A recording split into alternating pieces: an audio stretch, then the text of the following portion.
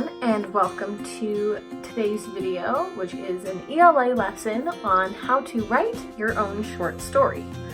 So you may or may not have already watched my video that I made about the different components of a short story.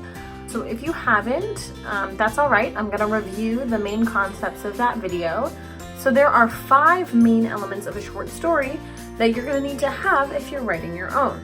So let's review what those 5 are. We have our characters, setting, conflict, plot, and theme. You remember that characters are the people, animals, beings, or creatures in a story that perform actions and speak dialogue. They are what move the story along and are what make a plot happen. We also have the setting, which is composed of a bunch of abstract things, but simply put is the time and the place that the story happens. But if we want to dive a little deeper, it can also include climate or weather and social and cultural surroundings. But simply the when and the where. Up next is the conflict, which is any struggle between opposing forces. So this is usually the main character struggling against some other force. It's what drives every story. Then we have our plot, and if you remember, our plot in itself has 5 main elements. The exposition, the rising action, the climax, the falling action, and the resolution. I won't get into those right now, but if you want to learn more, check out that last video that I was talking about. And then we have the theme. The theme is the main topic or central idea of a story. It answers the question, what is it about? What's the point? Or what does someone learn from this story? So that's it. Those are the 5 parts of a story that you need when writing your own. And I know it can sound like a lot, but it's easy to keep track of if you plan ahead. You may just want to sit down and start writing your story, but it's actually a lot easier to write a full, complete story if you plan first. There's a lot of different ways that you can plan a story. Some people enjoy writing out notes.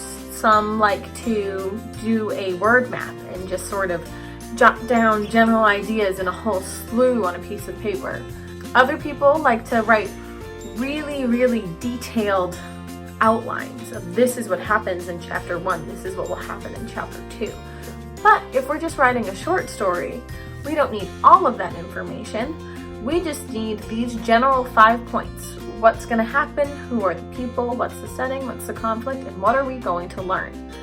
So what's a really good way to keep track of all of this? I personally like to use a story map, which looks like this. So I printed one out, and I'm going to link this below in the description so that if you want to write your own short story, you can use this identical story map, or if you also just start Googling around for, if you search short story graphic organizer, short story map, a lot of different ones will come up and you can see if there's something that maybe fits your preferences a little bit more. But this one I liked a lot, and so it's what I'm going to be using today.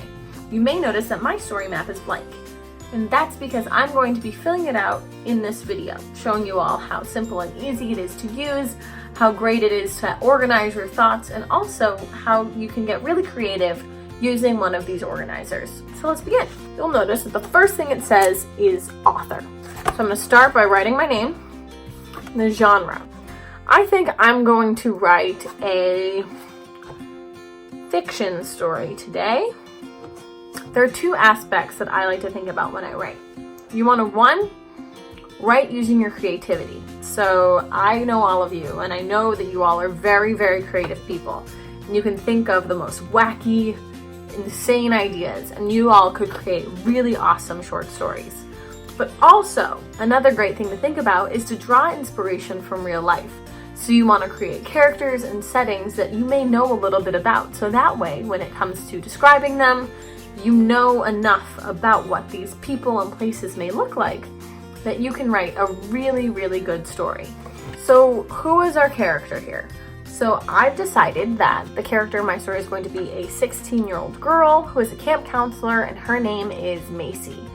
And so what's really good about this character is that I'm drawing a little bit from my own life as well as my imagination.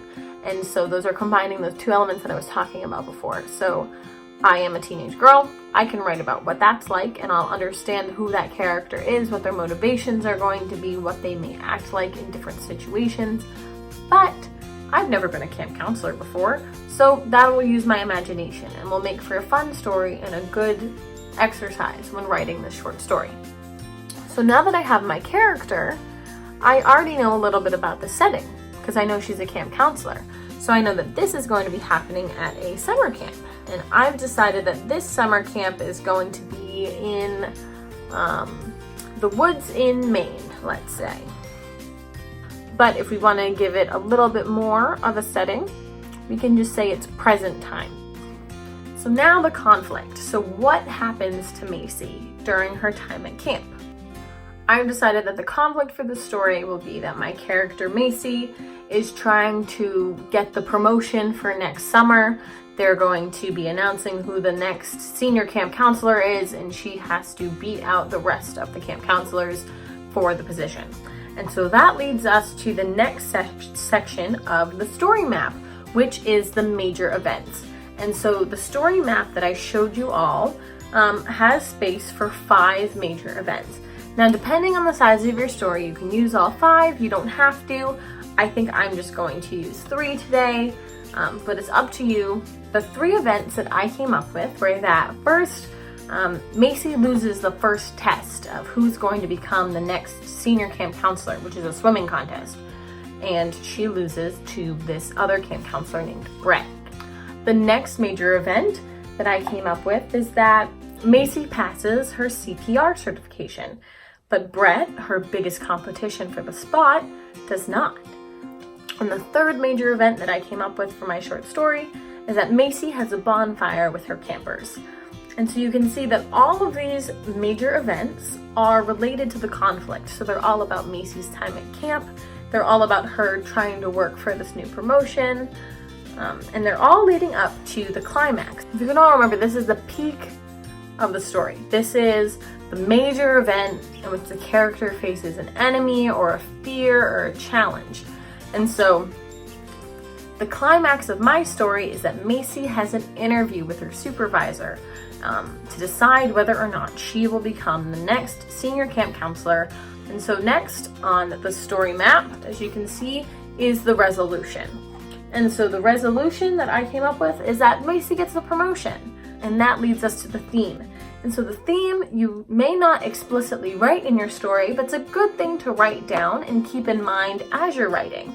So the theme of my short story of Macy and her promotion is that hard work pays off. Because my story was just an outline, I obviously do not have a short story written for you yet because I just wrote it to show you how easy it is to fill out one of these story maps.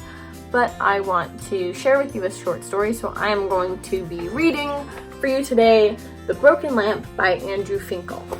Scarlett and Ryan were chasing each other through the house, playing tag. They loved to chase each other because Grandma's house was so big. There were practically hundreds of hiding places in the different rooms. There were weird little crawl spaces behind the hallway walls. There was an attic with strange old furniture and chests to hide in and behind. There were countless closets and even some air ducts or laundry chutes they could clamber into. The best part, though, was the balcony on the second floor. They could race along that long corridor and hit the wooden floors at full skid, sliding at least 10 feet if they were running full tilt. They liked to race down the hall, slide and then pound down the stairs or ride the banister to the ground floor. This time, Ryan was in the lead with Scarlett hot on his heels. He didn't want to slow down, or she'd tag him. He tried to keep running past the skid zone and grab their stair rail as he ran past, so he could use it to slingshot himself down the stairs.